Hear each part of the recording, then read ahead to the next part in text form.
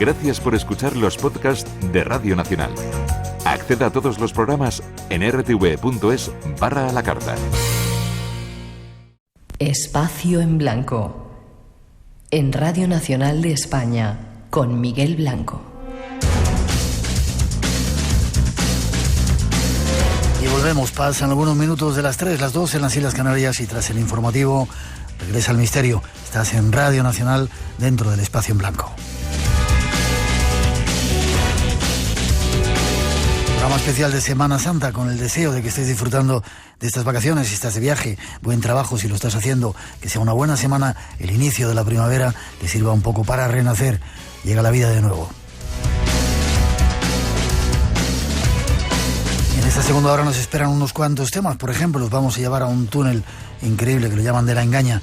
Hablaremos también de algo que tiene que ver con alimentos y extraterrestres y nos iremos a los cielos a buscar algunos misterios. Pero antes dejemos que termine nuestro invitado su apasionante historia, esa que nos estaba relatando al comienzo. Miguel Ángel Tobías continúa con nosotros. ¿Y había algo, Miguel Ángel, que te estaba guiando en esa aventura? Pero fíjate lo tremendo del asunto, es que en los 360 grados en los que yo podía haber decidido caminar, caminé en la única dirección. Por eso Dios me colocó en posición de camina en línea recta y ya estaba en la posición donde yo llegaba a ese almacén, ¿no? Llegó un camión, me marché a Arequipa, no hablé nada con el camionero, no hizo falta, pero yo no sentía, no era capaz de hablar, no era capaz y él no me preguntó nada. Lloré en el camión, no había llorado en todo el día, lloré de tensión, llegué a Arequipa, me di una ducha de agua caliente, me metí en la cama en el hotel y al cabo de un rato llegaron el guía y mis amigos y el guía abrió la puerta y mis amigos, la cabeza adelante, me dijo el guía: Miguel Ángel, nos habían dicho que estabas aquí, ¿sí? En la recepción, pero necesitaba verlo con mis propios ojos. Entonces me dijo: ¿podemos hablar mañana? Digo, claro que sí, ¿no? Entonces nos fuimos luego a cenar mis amigos y yo, todos muy serios, muy serios, porque les digo: ¿dónde pensabais que estaba, no? Y Carlos y Willy me dicen: pues aquí. Digo: ¿pero aquí cómo? Porque os recuerdo que ayer nos fuimos 5 al Nevado Chachani y habéis vuelto en un coche 4. No habéis vuelto conmigo, ¿no? Y Willy, que es un ser humano increíble, me dijo: Miguel Ángel, no sabemos cómo, pero solo podíamos pensar que estuvieras aquí, porque lo contrario era aceptar que estuvieras muerto, ¿no? Al día siguiente el guía me dijo: Miguel Ángel, necesito que me cuentes. Entonces me dijo: pero antes te voy a confesar. Para mí tú, cuando abandonaste el campamento, eras hombre muerto, y mi intención era llegar con tus amigos vivos a Arequipa y montar una expedición al día siguiente con algunos otros guías de montaña para intentar localizar tu cadáver. Yo le conté la historia alargada durante 2 horas, donde este tipo de 40 años lloró, y encima es alguien famoso, porque su padre, de casualidad, es el famoso Zárate, que National Geographic le hizo un documental porque encontró la momia mejor conservada de la historia. Pues este es el hijo, nuestro guía es el hijo de este hombre de National Geographic, ¿no? Y me dijo: Miguel Ángel, yo había visto cosas en montaña que no podía explicar, sabía que no, dice, pero tu historia me acaba de constatar la existencia de Dios.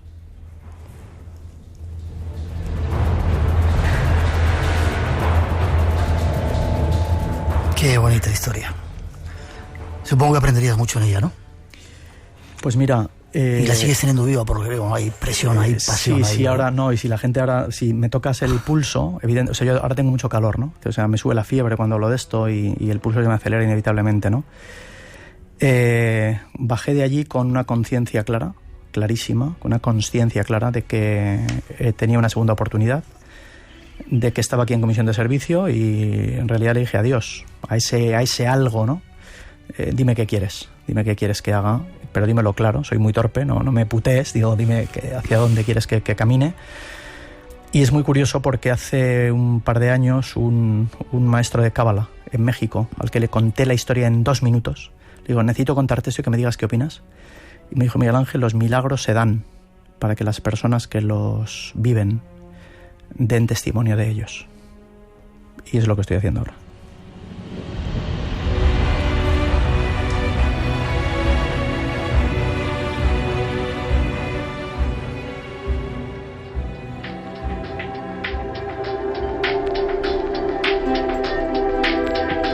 Y yo, nosotros, todos los que hemos escuchado esta historia, te damos las gracias. Forma de contacto contigo, si hay alguien que te quiera contar algo, no. conectar contigo, ver esas películas que haces? Pues a ver, muy fácil, en realidad hoy día, ¿no? Porque ya pones Miguel Ángel Tobías y eso te va a llevar al Twitter, te va a llevar al Facebook, te va a llevar, y decir a todo el mundo que si alguien necesita decir algo, preguntar algo, escribir, que lo haga, que según vaya pudiendo lo iré haciendo, porque es verdad que desde que empecé a hablar de esto, la sorpresa para mí es que hay miles de personas dándome las gracias, que es muy fuerte esto, diciendo Miguel Ángel, gracias por el testimonio, me está ayudando a entender, me está ayudando a comprender. Yo lo hago con toda la humildad, con todo el respeto, que nadie se confunda, yo no soy protagonista de esta historia, yo soy el beneficiario. O sea, el protagonista es Dios en la medida que cada uno lo sienta y lo entienda de esta manera, ¿no? Gracias por haberlo contado, espero que te hayas sentido a gusto en el Espacio en Blanco, que es tu sitio. Me siento en casa y de verdad muy feliz de seguirte escuchando y que ojalá esto dure muchísimos años. Yo también te lo deseo a ti, se te quiere infinitamente. Muchas gracias.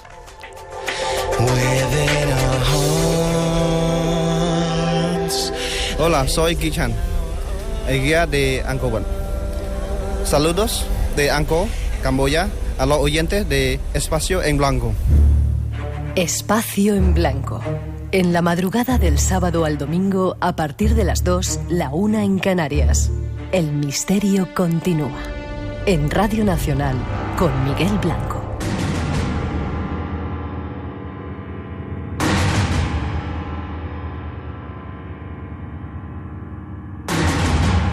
Y seguimos después de esa apasionante historia que nos ha contado nuestro invitado Miguel Ángel Tobías, llena de toques mágicos, de personajes que ayudan.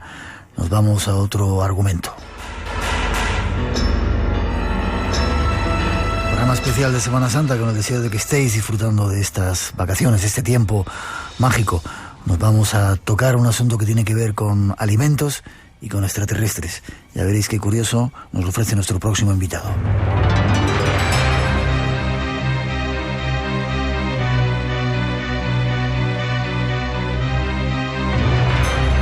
Nuestro próximo argumento nos hablará de los alienígenas y los alimentos. Temas que en un principio pueden parecer que tienen poco que ver. A lo largo de los próximos minutos, nuestro siguiente invitado nos dará más datos y veréis que será curioso e interesante.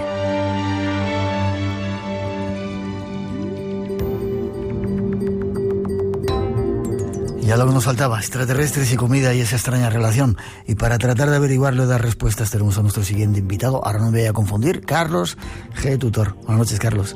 Muy buenas noches, Miquel. ¿Has visto cómo así no me confundo? Digo, G. Exacto, sí. Gutiérrez. Ya has estado en nuestro programa, Carlos, porque eres un investigador que llevas mucho tiempo haciendo cosas por ahí, ¿no?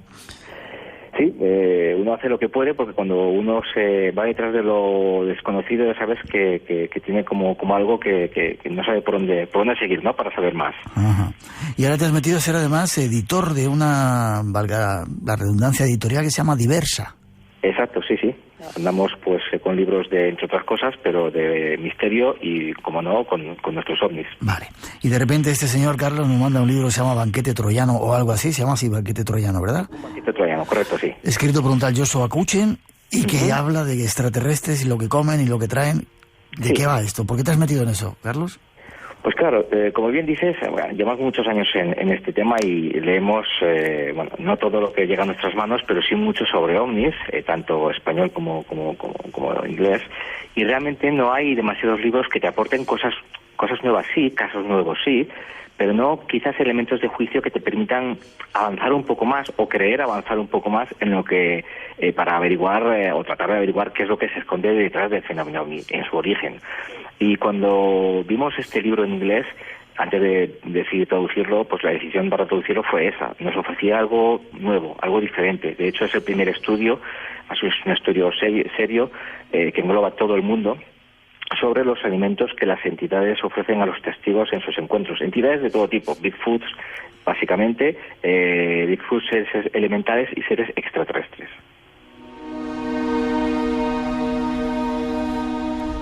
Carlos, no me digas que estos seres que se te aparecen de repente, que tienen que dar un susto, que te vas por las patas abajo, se presentan y te dicen, toma un platito aquí que te he preparado. ¿Te ofrecen comida?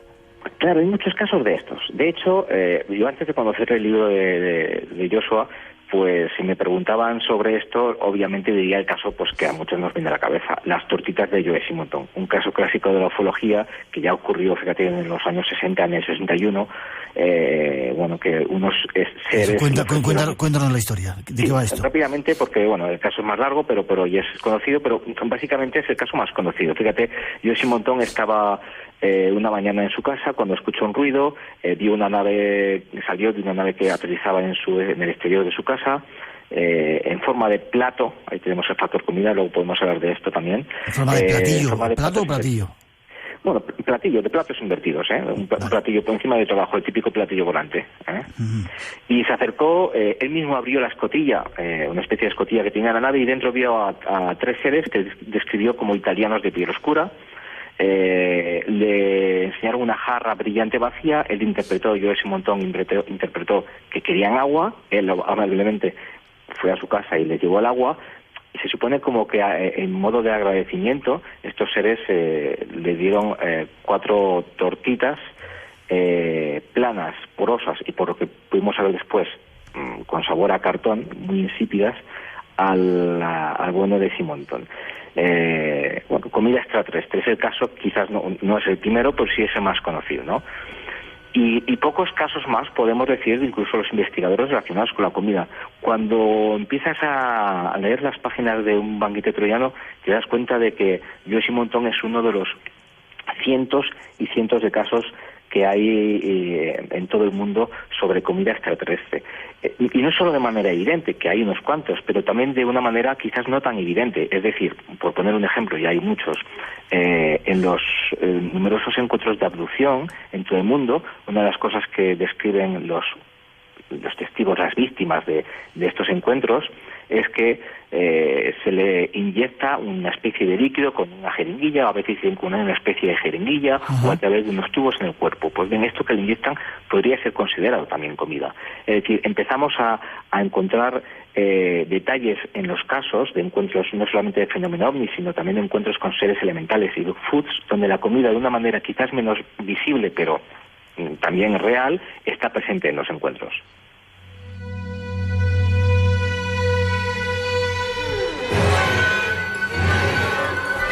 Dices que extraterrestres, Bigfoot y otros elementales, hay un aspecto de comida por ahí, entre medias, con los contactos con seres humanos. Sí, fíjate, de hecho la comida que ofrecen los Bigfoots, los seres elementales y los extraterrestres es ligeramente diferente. Es decir, después de estudiar cientos de casos y de recopilarlos y de hacer estadísticas y todas estas cosas que hacemos los investigadores, sí.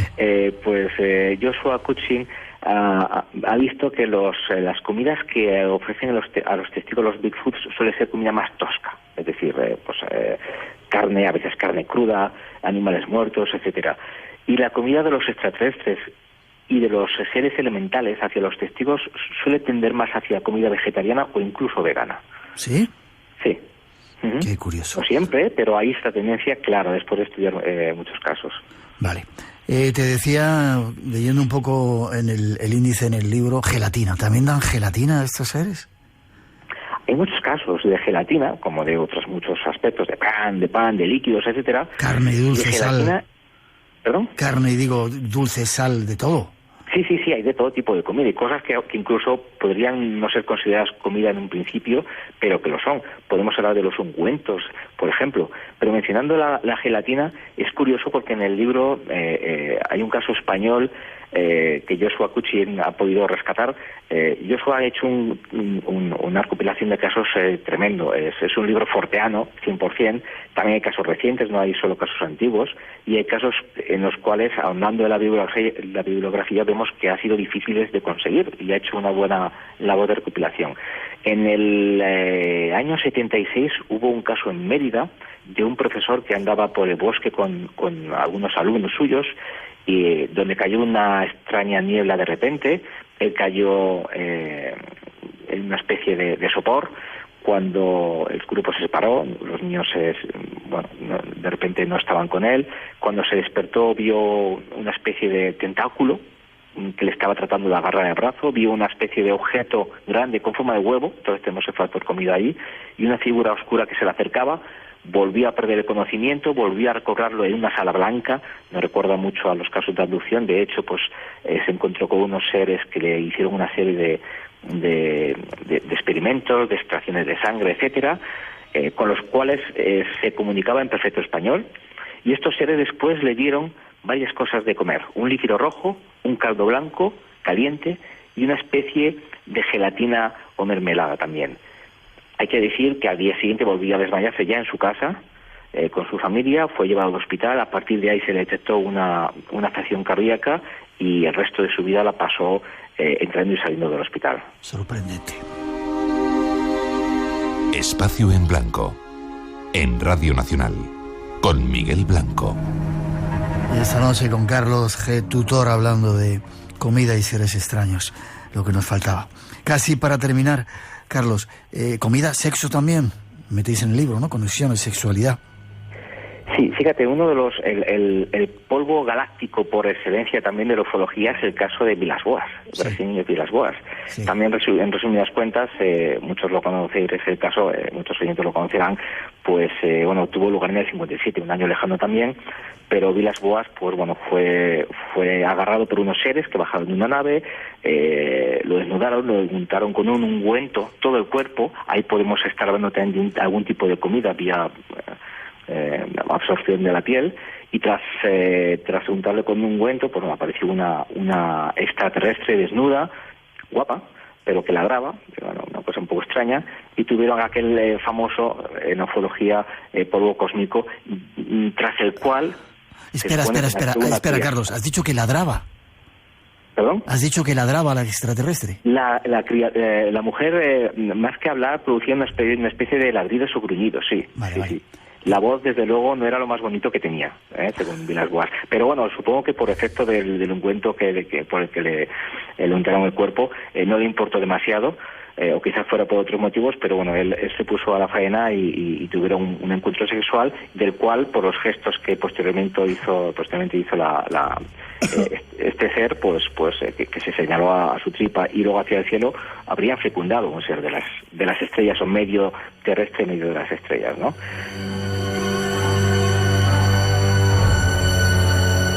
¿Y ha habido más encuentros sexuales con banquetes incluidos? Ha habido algunos. Yo invito a que lean las páginas para descubrirlo, porque no solo hay encuentros sexuales, sino que hay comida ofrecida por los extraterrestres a los testigos, por los testigos a los extraterrestres, modos de entender la comida muy extraña. Algo que Joshua Cutchin ha catalogado de espejismos de comida, es decir, cosas que parecen comida, que los testigos ven como comida, pero que en un momento determinado quizás salen de ese estado alterado de conciencia en el que a veces se sumen en estos encuentros y ven que esa comida no lo es tal. O sea, hay casos realmente sorprendentes que incluso a los propios investigadores que llevamos años en el tema, después de leer el libro, nos han sorprendido. Casi terminando, comerse a Dios. ¿Uno se come a Dios también? Fíjate, es que el tema de la comida ha sido algo muy importante en la humanidad. Por ejemplo, comerse al Dios es una tradición pues muy antigua, como sabrás, y extendida en muchos puntos del mundo. Básicamente es la creencia de que cuando matabas al enemigo y te lo comías, pues, recibías de él todo su poder y todas sus habilidades, ¿no? O, por ejemplo, otra cosa muy histórica y muy antigua y muy arraigada en muchas culturas de todo el mundo es una especie de prohibición o tabú sobre ingerir alimentos en la tierra de los muertos, y sobre esto hay varios casos en el libro también. ¿La tierra de los muertos? ¿En cementerios? No, en el más allá, digamos, en esa allá. otra tierra de donde vienen los muertos, en ese otro más allá, en esa otra dimensión. Personas que saltaban a esa otra dimensión, si comían allí comida, se creía, y aún hay gente que lo sigue pensando, hay casos actuales también, que si se come allí, pues la persona puede quedar recluido en esa otra dimensión, en esa tierra de los muertos, en ese otro mundo, y no puede regresar a este jamás. Te iba a decir que para terminar, pero ¿hay extraterrestres líquidos también? Hay mucha relación con la comida líquida y este tipo de casos. Hay mucha comida líquida, como hemos mencionado, por ejemplo, pues el caso de español, y hay también otros elementos líquidos, por ejemplo, todos ahora lo recordarán cuando lo mencioné y dirán, es verdad, en muchos casos de abducción o de otro tipo de encuentros de fenómeno ovni, los testigos han mencionado que han visto a veces a seres extraterrestres, pero también a veces a seres humanos o algo que ellos han calificado de híbridos, es decir, con apariencia medio humana, medio extraterrestre, dentro de grandes frascos o grandes cápsulas con un líquido.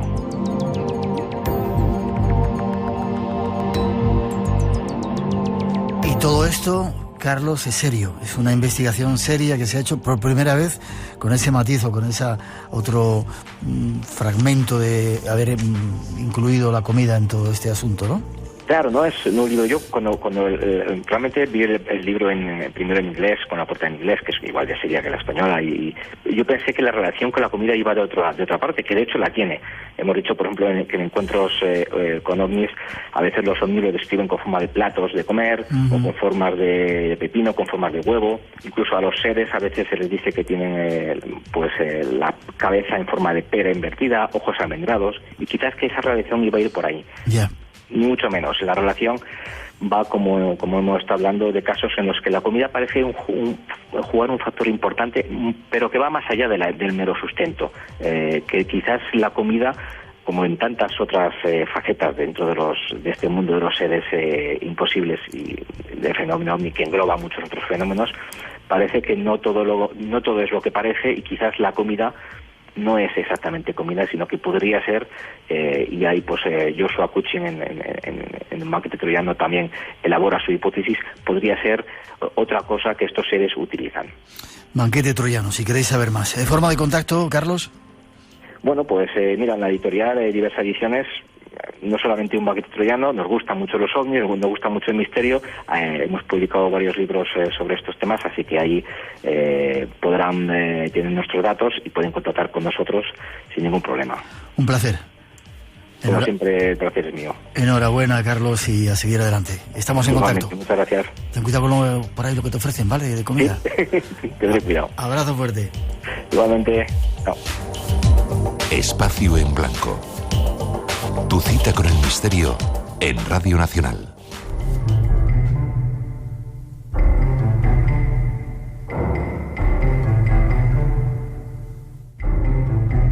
Más temas en este programa especial de Espacio en Blanco en Radio Nacional en Semana Santa.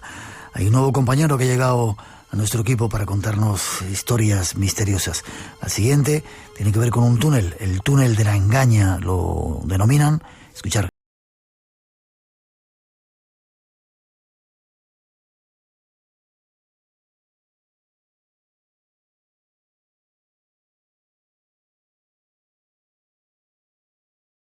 Sin título todavía, con una música que todavía no sabemos si será la definitiva, pero sí nuestro invitado definitivo, Francisco J. Gira. Francisco José es. Francisco José, efectivamente. Ese no es un misterio de la historia. Girao. ¿Cómo estás? El José. Fran. Estoy definitivamente, aunque la sintonía y el nombre no sea, estoy definitivamente encantado de estar en Espacio en Blanco, Miguel. Y yo de que estés con nosotros.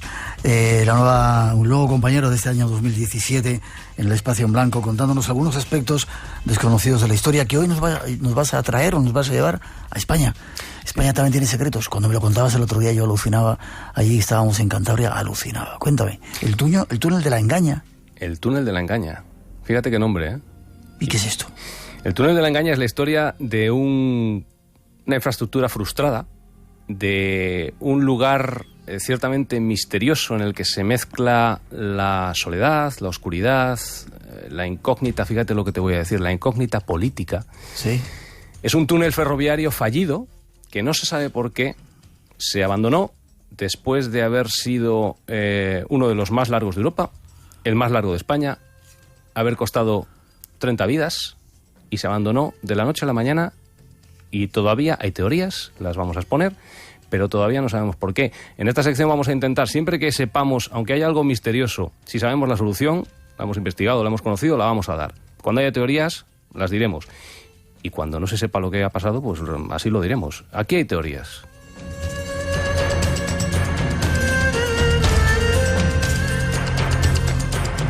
Dime dónde, no sé, ¿se puede ver, se puede comprobar este túnel? ¿Dónde está situado? A ver, vamos a irnos hasta la Vega de Pas, en Cantabria. Es cierto, y esto hay que advertirlo, se pueden ver las infraestructuras, sobre todo las de fuera. Hay estaciones, hay iglesias, hay hospederías. Sí, totalmente construido todo, ¿sí? Miguel, todo construido. En la Vega de Pas, enclavado.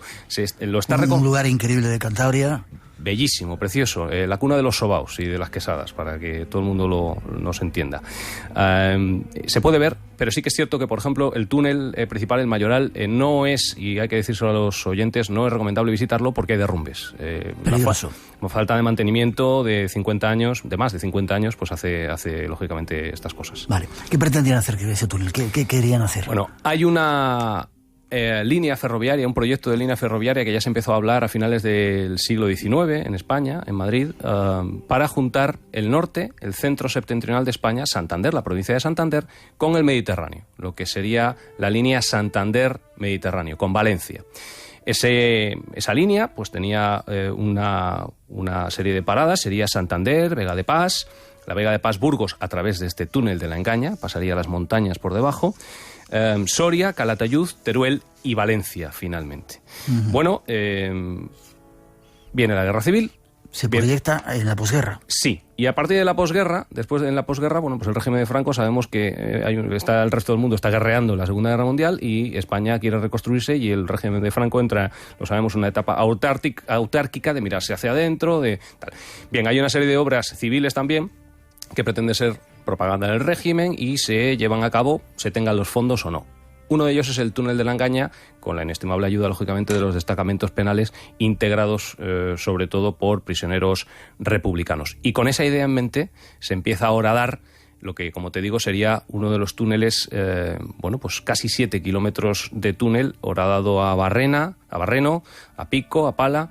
Uno de los túneles más largos de España en su época, lógicamente ya ese dato no es correcto, uno de los túneles ferroviarios más largos, que se completa, y no solo eso, te digo, hay viviendas para obreros, hay viviendas para los ingenieros, que lógicamente se ve a simple vista la distinta calidad, las clases y demás. Hay, Miguel, estaciones completas hechas. Está la estación de Llera totalmente hecha, como te digo, la está reconquistando la vegetación, porque está absolutamente abandonada, llena de grafitis y demás. Y el caso es que, después de costar, costó mucho, lógicamente, al régimen de la época, después de costar incluso vidas, porque se perdieron vidas, llega 1959 y el gobierno franquista decide abandonar ese proyecto, insisto, con el túnel hecho, solo faltaba echar las vías. Iba a decir, Frank, que eso nunca se utilizó. Se pueden ver las casas, se puede ver la estación, ¿están todo ahí? Todo eso sí, de hecho, esa visita exterior sí que desde aquí la recomendamos, el que se quiera acercar a la Vega de Pas, porque es un entorno idílico, es un entorno natural que mezcla montañas con bosques, verdaderamente precioso. Y allí se ven las estaciones completas como si una estación, además es con el estilo arquitectónico de lo que tenían las estaciones de antes, la iglesia, las escuelas, las hospederías. Hay algún proyecto actual para intentar recuperar de forma en cooperativas esas hospederías. No es recomendable entrar en el túnel, aunque es cierto que en ese túnel, Miguel, que yo sí tengo que decir que he entrado hace unos cuantos años, pasan cosas raras. Se sienten cosas especiales. ¿Tú has estado en el túnel y qué has sentido, Fran? Mira, cuando te metes en el Mayoral, hablo del túnel principal de la Engaña, porque hay otros túneles menores, cuando llevas recorridos unos 200, 300 metros en Land Rover... ¿Se puede entrar con coche? Se puede entrar con coche, sí, claro. Estamos hablando de que tiene 8 metros de ancho, 6,5 de alto y 7 kilómetros, sí. Lo que pasa es que hay derrumbes parciales, hay un derrumbe que casi lo tapa entero, más o menos a la mitad del recorrido, a los 3 kilómetros y pico. Y el problema es que nunca sabes cuándo puede volver a suceder otro derrumbe, por eso no recomendamos la entrada. 200-300 metros prácticamente la entrada por la Vega de Pas ya es un puntito de luz. Que, por cierto, la entrada de Burgos está tapiada por seguridad. Va desde Cantabria hasta Burgos. Así es, en la provincia de Burgos. La Vega de Pas la conecta con Burgos. La oscuridad es prácticamente total, el agua campa a sus anchas, hay filtraciones por absolutamente todos los sitios y verdaderamente hay algo que grita en esa oscuridad: injusticia, de alguna forma. No se sabe qué es, no se sabe si es el conocimiento previo que tienes cuando entras en el túnel, seguramente, Insisto una vez más que allí murieron personas. La oscuridad quizá solo te ilumina pues la luz que lleves en la mano o los focos del vehículo, pero verdaderamente esa injusticia de esta infraestructura está hecha de forma completa, fue una infraestructura récord en su día, costó tanto como, insisto una vez más, no quiero repetirme, vidas humanas, y no se ha hecho nada con ello. ¿Por qué se abandonó? ¿Cuestiones políticas o cuál fue la razón? Hay muchas, o hay varias teorías. Quizá la que más fuerza puede cobrar es que, porque además es que se tomó en serio, ahora lo avanzo, se tomó en serio el régimen. O sea, hacia 1945, por ejemplo, hay un edicto de indulto a presos republicanos, pero es que luego se licita la obra y no todo lo construyeron presos, sino que hay presos que incluso luego pasaron a ser trabajadores, tomaron la contrata a empresas. O sea, quiere decir que se tomó el régimen, sabía que tenía una obra por delante, insisto que hubo escuelas para niños de trabajadores. O sea, 1959 llega un momento en que se abandona, efectivamente. Yo creo que es ese tipo de misterios, Miguel, que no están en una gruta oculta y lejana, que no están en un libro de una biblioteca, de un convento nórdico. Yo creo que es ese tipo de secretos que hubiésemos sabido si hubiésemos estado en algún despacho de algún ministerio en Madrid en los años 50. Secretos terribles. Hablan de presiones de la oligarquía vasca para que la conexión con el Mediterráneo fuese a través del País Vasco o las Vascongadas y no con Santander. No se sabe. Lo cierto es que ese túnel está ahí. Lo cierto es que ese túnel sigue siendo un misterio porque se abandonó estando completamente hecho el túnel. Absolutamente hecho, solo faltaba la vía incluso. De hecho, se puso la línea Santander-Mediterráneo se puso en servicio desde Burgos. Solo no se utilizó el túnel de la Engaña. La línea finalmente en los años 80 se desmanteló pues porque hubo un decreto del gobierno socialista de entonces que desechó varios cientos de kilómetros de vías que se consideraban deficitarias, ferroviarias, y entre ellas estaba el Burgos-Valencia. Hay quien dice también que tenía unos horarios que era imposible que allí fuese gente, los horarios que tenía para entonces esa línea. Pero el caso es que en el túnel de la Engaña, bajo el Valle del Pas, entre esas montañas idílicas que podemos haber imaginado mil veces leyendo novelas de Tolkien o viendo películas del Señor de los Anillos, hay un túnel de 7 kilómetros, en el que 700 trabajadores en jornadas de 12 horas pues excavaron. Te doy datos: 100.000 metros cúbicos de hormigón se utilizaron, 70 toneladas métricas de acero, 600.000 kilos de trinitotolueno, de TNT, y efectivamente entre 20 y 30 personas, depende a las fuentes a las que se acuda, muertas en la construcción de ese túnel.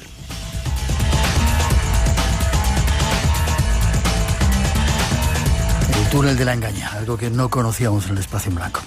Gracias, Fran. ¿Forma de contacto contigo? Pues yo creo que lo mejor el Twitter, Miguel, @FranciscoJGirao, @FranciscoJGirao, y allí estaré encantado de atender a todos los seguidores del Espacio en Blanco. Y seguiremos buscando nombres para la sección, incluso si quieren músicas. Ha sido un placer, te deseo lo mejor, seguimos en contacto. Un placer, me voy a buscar más misterios. Vamos.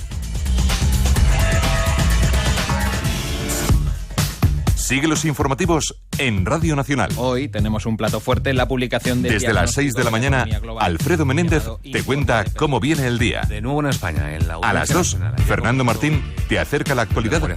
Y a las 8 de la tarde, en el 24 horas, Miguel Ángel Domínguez analiza lo más destacado de la jornada. La información mejor en Radio Nacional de España. Sigue el misterio en Espacio en Blanco, con Miguel Blanco. La madrugada del sábado al domingo a las 2 en Radio Nacional de España.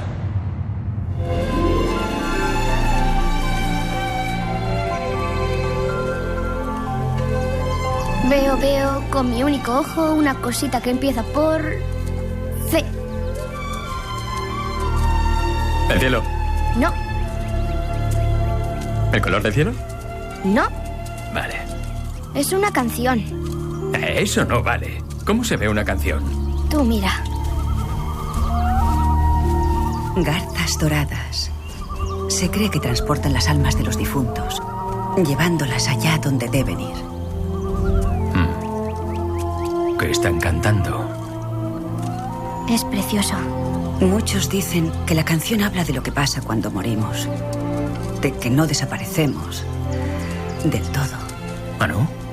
¿Y qué pasa con nosotros? Pues que, como el papel de cubo, cambiamos. Nos transformamos para poder continuar nuestra historia en otro lugar.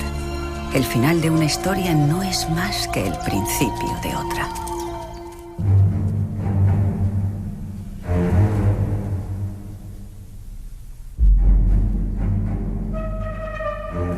Aún tenemos tiempo en este programa de hoy para llevaros hasta los cielos. Hay un montón de misterios y tenemos un comandante dispuesto a contárnoslo en nuestro equipo.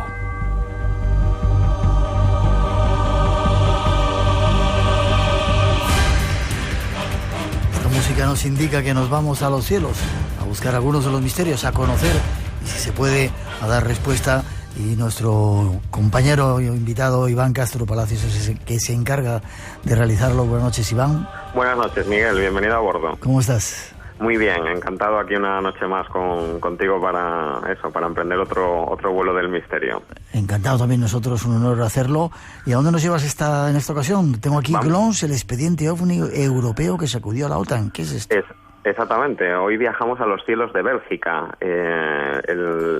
Lo he titulado así el programa de hoy, el expediente OVNI que sacudió a la OTAN, porque la verdad es que la OTAN, que tiene una inmensa fuerza aérea situada sobre todo en el centro de Europa o los Países Bajos, etcétera, y en Bélgica hay muchísimas fuerzas aéreas desplazadas de la OTAN y fueron testigos de primera mano de uno de los avistamientos OVNI más impresionantes que sucedieron en Europa.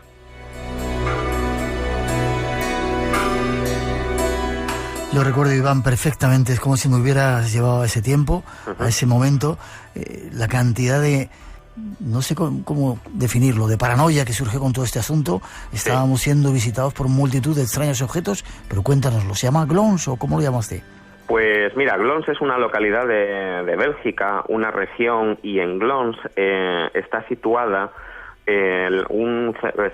un centro de control radar de la OTAN, como tantos que hay a lo largo de estos países que vigilan los cielos europeos, sobre todo por el tema de la Guerra Fría, para controlar también los vuelos rusos, etcétera, ¿no?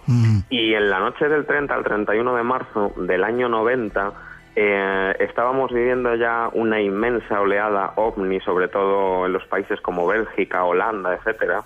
Y esa noche la centralita de este centro de control radar, que pertenecía a la OTAN, se colapsó de llamadas de testigos que estaban siendo pues protagonistas de numerosos avistamientos OVNI. Pero lo curioso del caso y lo importante, lo que le da toda la veracidad a este caso, es que la mayoría de esas llamadas venían procedentes de los gendarmes belgas, de la policía que vigilaba las carreteras.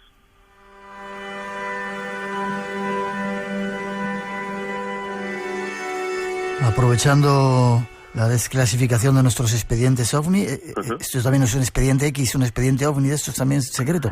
Sí, exactamente. Ahora, estos últimos días, las Fuerzas Aéreas Españolas han desclasificado una serie de informes y expedientes OVNI que, bueno, ya hemos oído hablar mucho de esos casos, pero ahora pues tenemos testimonios ya descritos oficialmente, tenemos situaciones donde se vieron esos ovnis, tenemos nombres de testigos, etcétera, ¿no?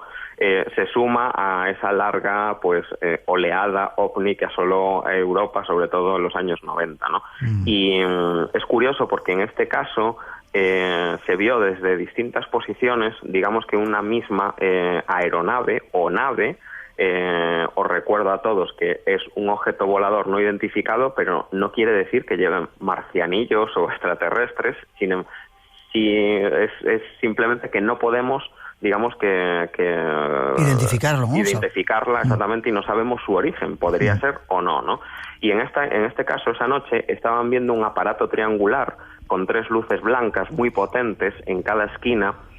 Parecía que tenía forma triangular, y en la barriga de esa nave o de esa aeronave había una luz potente muy roja, ¿no? A priori podría parecer algún tipo de avión, pero realmente no lo era, y explicaremos luego por qué.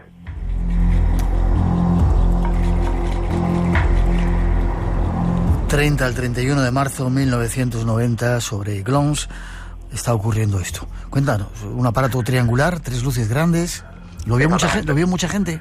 Lo vio tanta gente que no solamente en Glons, sino en otra región de Bélgica que se llama Bramante, hubo hasta 18 testigos, policías, gendarmes belgas, que vieron este suceso de noche. Comenzaron a ver un objeto triangular, se le sumaron 2 naves desconocidas más y posteriormente, a lo largo de la noche, se vio un cuarto aparato volando sobre las carreteras belgas.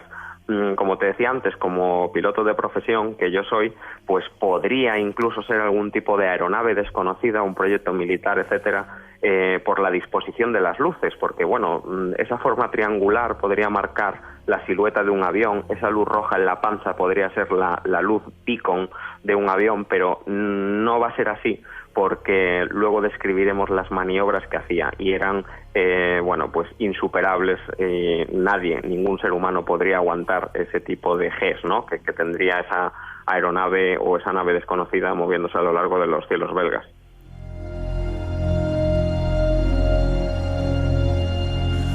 Yo recuerdo, Iván, estábamos haciendo el programa El Espacio en Blanco, sí, y teníamos un montón de conexiones con Bélgica, con algunos testigos incluso españoles, sí, gente de diferentes estamentos, y era terrible lo que allí estaba ocurriendo y lo que se estaba viviendo a nivel de opinión pública. Sí. El caso comenzó aquella noche porque el primer eco que se registró en el radar de la OTAN de Glons se registró a las 23:15 de la noche del 30 de marzo del 90, se situó a 5 kilómetros al norte del aeropuerto de Buchen en Bélgica y se movía más o menos a unos 45 kilómetros por hora hacia el oeste del país. Es decir, iba muy despacito, ¿no? Exactamente, estaba situado muy despacio, volando y muy bajo además. No solo el radar de Glons, sino también otras estaciones radar fueron testigos. E incluso uno de los capitanes del ejército del aire belga, el capitán Pinson, estaba en una de las centrales radar de la OTAN, y él cogió, y en vez de seguir viendo los objetos por el radar, cogió su coche y se situó directamente en las coordenadas donde se estaban viendo esos objetos voladores no identificados. Él pudo comprobar con sus propios ojos cómo se movían aquellos objetos, se movían, él lo describe, en forma de sacudidas.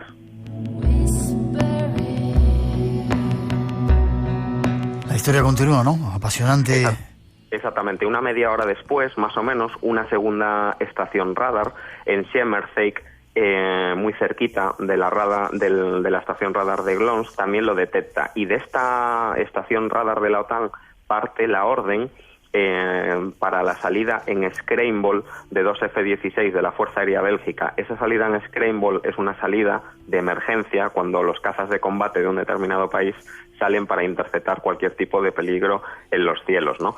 Estos aviones comienzan a perseguir a esos objetos voladores no identificados y los siguen precisamente por las instrucciones que los gendarmes belgas en las carreteras van dando por teléfono a las centrales de la OTAN, que estos a su vez dirigen a los aviones hacia los objetos voladores no identificados.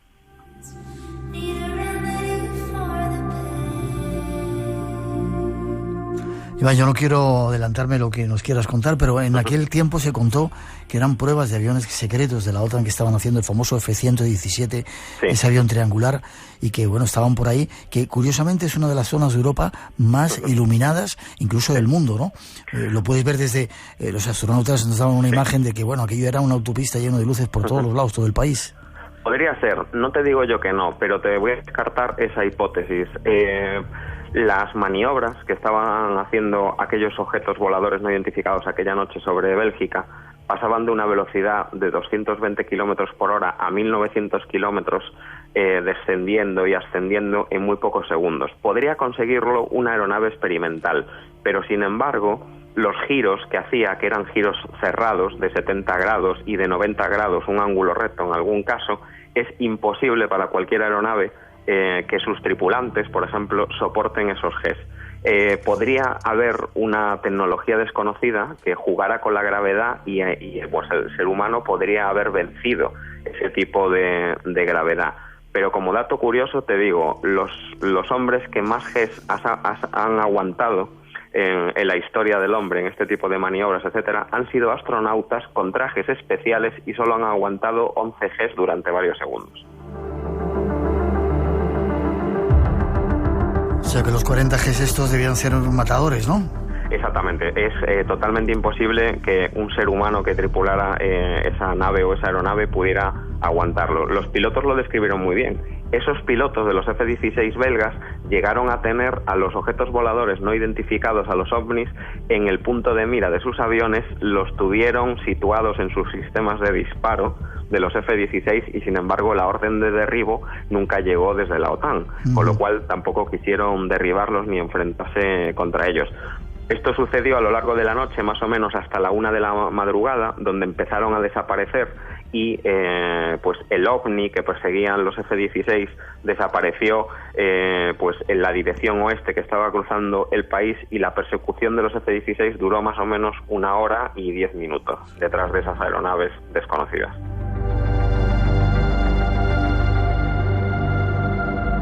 Iván, ¿se pudo grabar? ¿Hay documentos?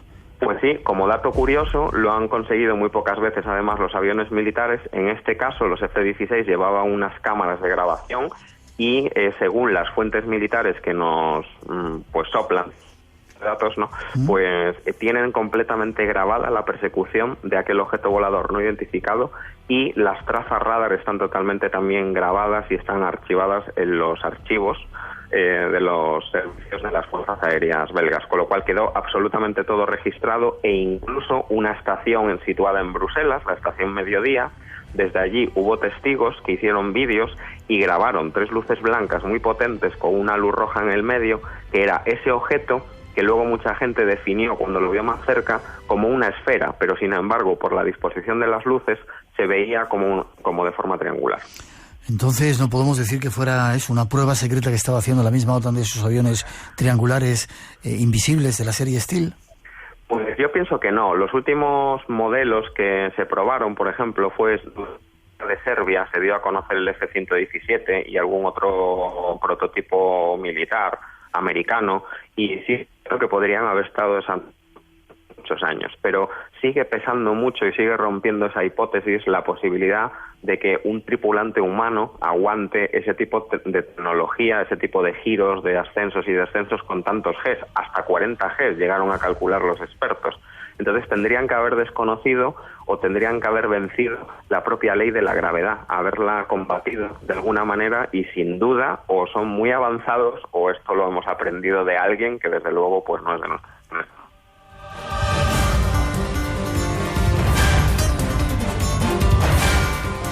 Iván, tenemos que terminar. Irene está ya bloqueándonos esa línea de comunicación que tenemos.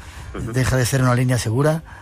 Y te saludo de nuevo. Forma de contacto para saber más. Gracias por estos documentos que nos traéis de estos misterios en el cielo. Forma de contacto. Nos agradece porque me encanta. Mira, en Facebook me podéis encontrar Iván Castro Palacios, Misterios Aéreos. En Twitter, @IvánCP25, y en el email me puede escribir el que quiera para pues comentarme o mandarme cosas o lo que sea, ivancpmisterio@yahoo.es. De esas 3 formas me podéis contactar. Comandante, un placer. Buen vuelo. A vosotros. Buen vuelo y seguimos compartiendo aventuras contigo. Gracias, Miguel. Un abrazo. Hasta muy pronto.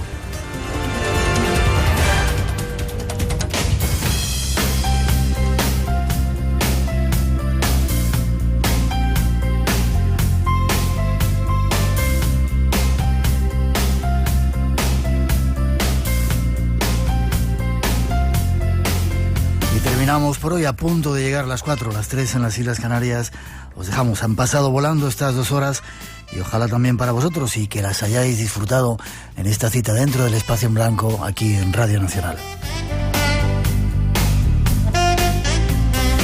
Próximo fin de semana, más misterios. Mientras tanto, disfrutar de la Semana Santa, de estas vacaciones. Cuidadito con la carretera cuando regreséis a casa.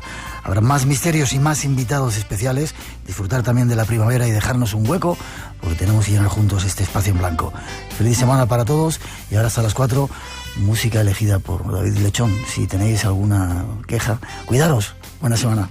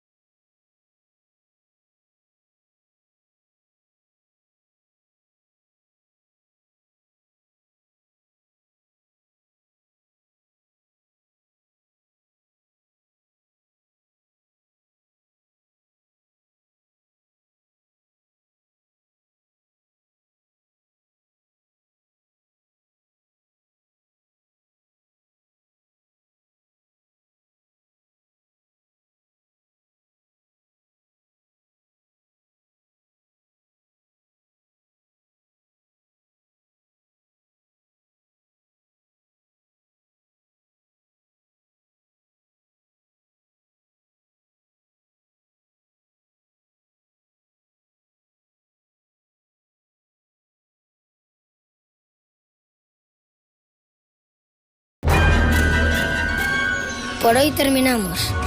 Recuerda que tienes una cita con el misterio. Aquí, en Radio Nacional.